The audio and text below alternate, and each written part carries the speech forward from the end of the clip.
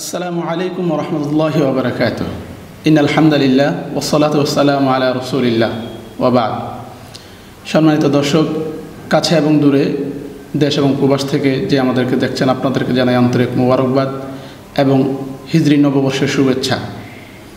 আলহামদুলিল্লাহ, ইতিমধ্যেই আমাদের 1447 হিজরি সন শুরু হয়ে গিয়েছে। বর্তমানে হিজরির প্রথম মাস অর্থাৎ মুহররম মাস চলছে। এই মাসটি আল্লাহ তাআলার নিকট অতি সম্মানিত একটি মাস।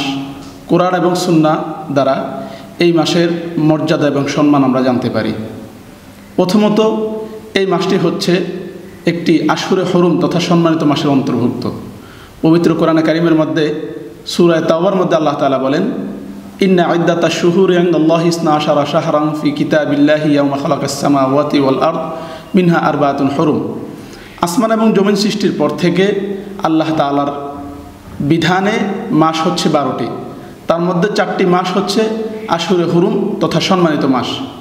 সেই 4টি মাস হচ্ছে জিলকাদা, জিলহজ্জা, মুহররম এবং রজব। দ্বিতীয়ত, হাদিসে এই মাসকে আল্লাহ নবী সাল্লাল্লাহু আলাইহি ওয়াসাল্লাম আল্লাহর মাস বলে সম্বোধন করেছেন। ক্বালা নবী সাল্লাল্লাহু আলাইহি ওয়াসাল্লাম, আফজালুস সিয়ামি বাদা রমাদান শাহরুল্লাহিল মুহররম। আল্লাহর হাবিব বলেন, রমজানের পরে উত্তম রোজা হচ্ছে আল্লাহর মাসের রোজা অর্থাৎ মুহররমের রোজা।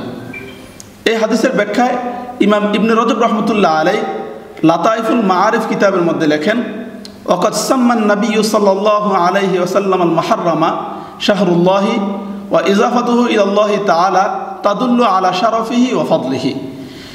ইমাম ইবনে রজব রাহমাতুল্লাহ আলাইহি বলেন, আল্লাহ নবী সাল্লাল্লাহু আলাইহি ওয়াসাল্লাম এই মাসকে আল্লাহ তাআলার মাস বলা এবং আল্লাহ তাআলার দিকে এই মাসকে সম্পৃক্ত করা, এটা এই মাসের বিশেষ সম্মান এবং মর্যাদার প্রমাণ বহন করে। তৃতীয়ত, নফল রোজার জন্য এই মাসটি হচ্ছে সর্বোত্তম মাস। হযরত আবু হুরায়রা রাদিয়াল্লাহু তাআলা আনহু থেকে বর্ণিত, তিনি বলেন, ক্বালা রাসূলুল্লাহ সাল্লাল্লাহু আলাইহি ওয়াসাল্লাম, আফজালুস সিয়ামি বাদা রমাদান শাহরুল্লাহিল মুহররম ওয়া আফজালুস সালাতি বাদাল ফারিদাতি সালাতুল লাইল। আল্লাহ নবী সাল্লাল্লাহু আলাইহি ওয়াসাল্লাম বলেন, রমজানের পরে উত্তম রোজা হচ্ছে মুহররমের রোজা, আল্লাহ তাআলার মাস মুহররমের রোজা। আর উত্তম নামাজ হচ্ছে ফরজ নামাজের পরে রাতের নামাজ অর্থাৎ তাহাজ্জুদের নামাজ। চতুর্থত, আল্লাহ হাবিব সাল্লাল্লাহু আলাইহি ওয়াসাল্লাম এই মাসটিকে রমজানের পরে শ্রেষ্ঠ মাস হিসাবে ঘোষণা করেছেন। আল্লাহ নবী বলেন, খয়রুল লাইলি জাওফুহু ওয়া আফজালুল আশহুরি শাহরুল্লাহিল্লাযী তাদউনাহুল মুহররম। আল্লাহর হাবিব বলেন যে রাতের উত্তম অংশ হচ্ছে মধ্যভাগ, আর মাসের মধ্যে সর্বোৎকৃষ্ট মাস হচ্ছে আল্লাহ তাআলার মাস, যেটাকে তোমরা মুহররম হিসেবে ডাকো। সম্মানিত দর্শক, আমরা জানি মুহররম মাসের গুরুত্বপূর্ণ একটি দিন হচ্ছে আশুরা তথা 10ই মুহররম। এই দিনে পৃথিবীর ইতিহাসে অনেক বড় বড় ঘটনা সংঘটিত হয়েছে। বুখারী শরীফের বর্ণনা, আন ইবনে আব্বাস রাদিয়াল্লাহু তাআলা আনহু قال قدم النبي صلى الله عليه وسلم المدينة فرأى اليهود تصوم يوم عاشوراء। হযরত ইবনে আব্বাস রাদিয়াল্লাহু তাআলা আনহু থেকে বর্ণিত, তিনি বলেন, আল্লাহ নবী সাল্লাল্লাহু আলাইহি ওয়াসাল্লাম যখন মদিনায় আগমন করেন, তখন তিনি ইহুদিদেরকে দেখলেন যে আশুরার দিনে তারা রোজা রাখছে। ফাকালা মা হাযা। তখন আল্লাহ নবী জিজ্ঞাসা করলেন, এই রোজাটা তোমরা কেন রাখছো? ক্বালু হাযা ইয়াউমুন সালিহুন হাযা ইয়াউমুন নাজ্জাল্লাহু বানি ইসরাঈলা মিন আদুওয়িহিম। তারা বলে, এই দিনটি একটা উত্তম দিন। এই দিনে আল্লাহ তাআলা বনি ইসরাঈলকে তার শত্রু তথা ফিরাউন থেকে আল্লাহ তাআলা মুক্তি দান করেছেন। ফাসামাহু মূসা আলাইহিস সালাম। এই কারণে মূসা আলাইহিস সালাতু ওয়াস সালাম এই দিনটিতে রোজা রেখেছেন। এই কারণে আমরাও রোজা রাখছি। ক্বালা ফা আনা আহাক্কু বিমূসা মিনকুম ফাসামাহু ওয়া আমারা বিসিয়ামিহি। আল্লাহর হাবিব বলেন যে তোমাদের চাইতে মূসা আলাইহিস সালাতু ওয়াস সালামের অনুসরণের ক্ষেত্রে আমি বেশি হকদার। ফলে আল্লাহ নবী সাল্লাল্লাহু আলাইহি ওয়াসাল্লাম নিজেও রোজা রেখেছেন এবং সাহাবায়ে কেরামকেও রোজা রাখার আদেশ দিয়েছেন। মুসনাদে আহমদের বর্ণনা আরেকটি হাদিস আবু হুরায়রা রাদিয়াল্লাহু তাআলা আনহু থেকে বর্ণিত, তিনি বলেন, মারান নবী সাল্লাল্লাহু আলাইহি ওয়াসাল্লাম বিউনাসিম মিনাল ইয়াহুদ কদ সামু ইয়াউমা আশুরা। একবার আল্লাহ নবী সাল্লাল্লাহু আলাইহি ওয়াসাল্লাম আশুরার দিনে ইহুদিদের কিছু মানুষের পাশ দিয়ে অতিক্রম করে যাচ্ছিলেন, যারা আশুরার দিনে রোজা রেখেছে।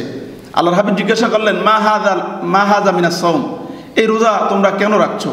ক্বালু হাযাল ইয়াউমুল্লাযী নাজ্জাল্লাহু মূসা ওয়া বানি ইসরাঈলা মিনাল গরাক।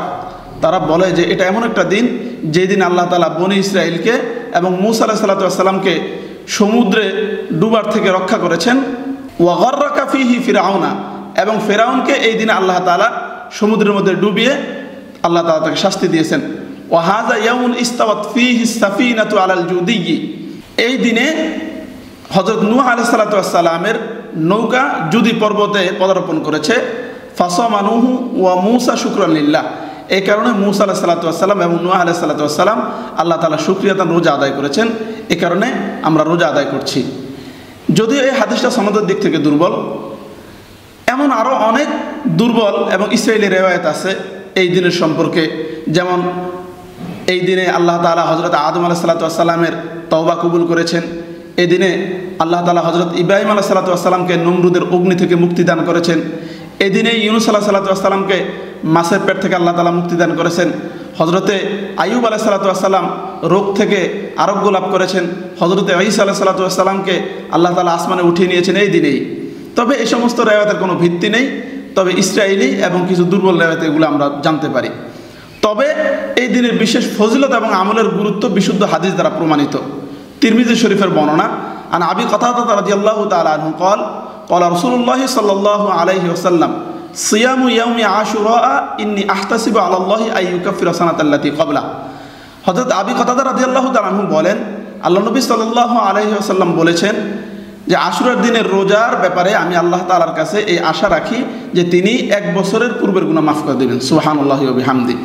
এ সম্পর্কে আল্লাহর হাবিব সাল্লাল্লাহু আলাইহি ওয়াসাল্লাম অন্য হাদিসের মধ্যে বলেন, ফিহি ইয়াউমুন তাবা ফিহি আলা কওমিন ওয়া ইয়াতুবু ফিহি আলা কওমিন আখারিন। মুহররম মাসে এমন একটা দিন আছে যেদিন আল্লাহ তাআলা পূর্বের অসংখ্য জাতির তওবা আল্লাহ তাআলা কবুল করেছেন এবং ভবিষ্যতেও অসংখ্য মানুষের জাতির তওবা আল্লাহ তাআলা কবুল করবেন। মুহাদ্দিসিনে কেরাম এই হাদিসের ব্যাখ্যায় বলেন যে ফিহি ইয়াউমুন বলতে এখানে ইয়াউমে আশুরা অর্থাৎ মুহররমের 10 তারিখকে বোঝানো হয়েছে। এখন মুহররমের 10 তারিখে আমরা রোজা রাখবো, কিন্তু কোন নিয়মে রোজা রাখবো? কারণ মুহররমের 10 তারিখে তো ইহুদিরাও রোজা রাখে। আল্লাহর হাবিব সাল্লাল্লাহু আলাইহি ওয়াসাল্লাম বলেন, মান তাশাব্বাহা বিকওমিন ফাহুয়া মিনহুম, যে যে জাতির সাথে সাদৃশ্যতা রাখে সে তাদেরই অন্তর্ভুক্ত। এখন ইহুদিরা তো 10ই মুহররম রোজা রাখে, আমরাও যদি রোজা রাখি তাহলে তাদের সাথে সাদৃশ্য হয়ে যায়।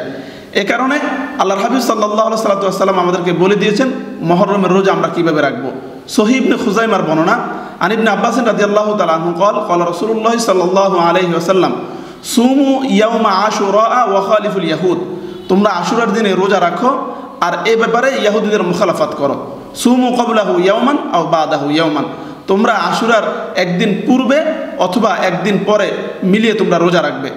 অর্থাৎ 9 তারিখ 10 তারিখ, অথবা কেউ যদি এভাবে রাখতে না পারে তাহলে 10 তারিখ 11 তারিখ রোজা রাখবে। সম্মানিত দর্শক, আমরা জানি আমাদের আগামী রবিবার মুহররমের 10 তারিখ তথা ইয়াউমে আশুরা হবে। এ কারণে আমরা যারা আশুরার রোজা রাখতে ইচ্ছুক, আমরা আগামী শনিবার এবং শুক্রবার দিবাগত রাত্রে সেহরি খাবো, শনিবারে রোজা রাখবো এবং শনিবার দিবাগত রাত্রিতে সেহরি খেয়ে রবিবারে রোজা রাখবো। কেউ যদি এই দুদিন না পারি, শনিবারে না রাখতে পারি, তাহলে আমরা রবিবার দিনেও দিবাগত রাত্রে আমরা সেহরি খাবো এবং সোমবার রোজা রাখবো। আল্লাহ তাআলা আমাদেরকে আশুরার আমলগুলো বিশুদ্ধভাবে পালন করার তৌফিক দান করুক। আমিন ওয়া আখিরু দাওয়ানা আলহামদুলিল্লাহি রাব্বিল আলামিন।